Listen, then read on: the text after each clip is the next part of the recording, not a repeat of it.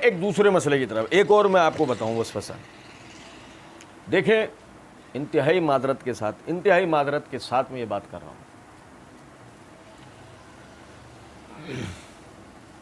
पाकिस्तान जो ना एक जब से बना, जब से लेके आज तक कभी भी इसके दुश्मनों ने मुस्तहकम नहीं होने दिया। ये हमेशा से ऐसे हालात से गुजरता रहा कि जिसमें हर दौर में ये मुल्क आजमाइशों का शिकार रहा, कभी अपनों की वजह से, कभी गैरों की वजह से। और सबसे ज़्यादा 9/11 के वाक़े के बाद सबसे ज़्यादा इस हवाले से पाकिस्तान के दुश्मनों को फ़ायदा हुआ है कि 9/11 के वाक़े के बाद जब 4th जनरेशन वॉरफेयर शुरू हुआ, कि जिसमें तरीक़ाकार ये होता है कि आप प्रोपेगेंडा करें और प्रोपेगेंडे के नतीजे में खुद ब खुद हवा बनेगी। जब हवा बनेगी तो उसके बाद आप वहाँ सिविल वॉर की कैफियत खड़ी करें। सिविल वॉर की कैफियत जब एक दफ़ा बन जाएगी तो उसके बाद आधे ये एक दूसरे से लड़के मर जाएंगे, जो बाकी बचेंगे उनको हम मार देंगे।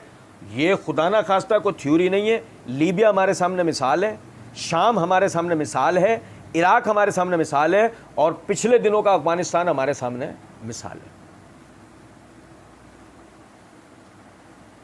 सोमालिया का मसला भी ख़त्म नहीं हुआ, कश्मीर का मसला भी ख़त्म नहीं हुआ। इसी तरीके से वो चाइनीज़ वाला जो वो इलाका है, नाम अभी ज़बान पे मेरी नहीं आ रहा, पिछले दिनों बड़े पैमाने पर वहाँ जुल्म किया था, बर्मा वाला मसला भी ख़त्म नहीं हुआ है। ये मसले तो चल रहे हैं, इनके तो आप जब चाहो नेट पे सर्च करो और ख़बरें निकाल कर जो ना आप देख सकते हैं। अल्लाह ताला का हम पर फिर भी ये एहसान है कि अभी भी दुश्मन सरहदों के अंदर हमारी घुसकर नहीं आया। बस ये एक अल्लाह करम है। आपसी खाना जंगी का शिकार करने में हमें वो लगा हुआ, और उसके लिए वो कोई भी रखना तिश्ना हाथ से जाने नहीं दे रहा। समझे, आपका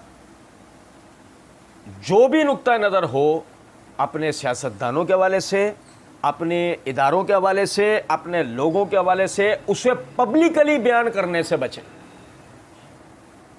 आपका किसी अपने सियासतदान के बारे में, किसी इदारे के बारे में और किसी भी फ़र्द के बारे में अगर आपका कोई भी जहन है, उसको पब्लिकली बयान करने से बचें, क्योंकि उसकी वजह यह है बड़े पैमाने पर मुल्क में खाना जंगी की आगे खबरें, वो किस तरीके से हैं, किस रस्तों से होगी, बहस उससे नहीं।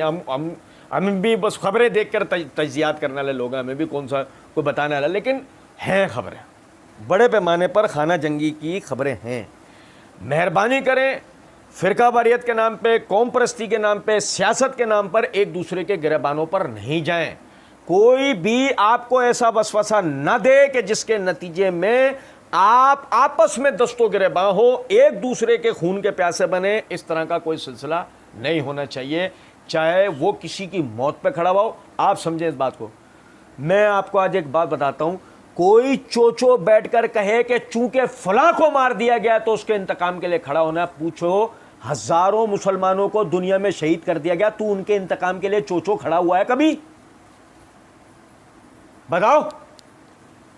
उनके इंतकाम के लिए जब जिहाद का नाम आता था, उसे तो तुमने अपने बाप के कहने के ऊपर बंद करवाया।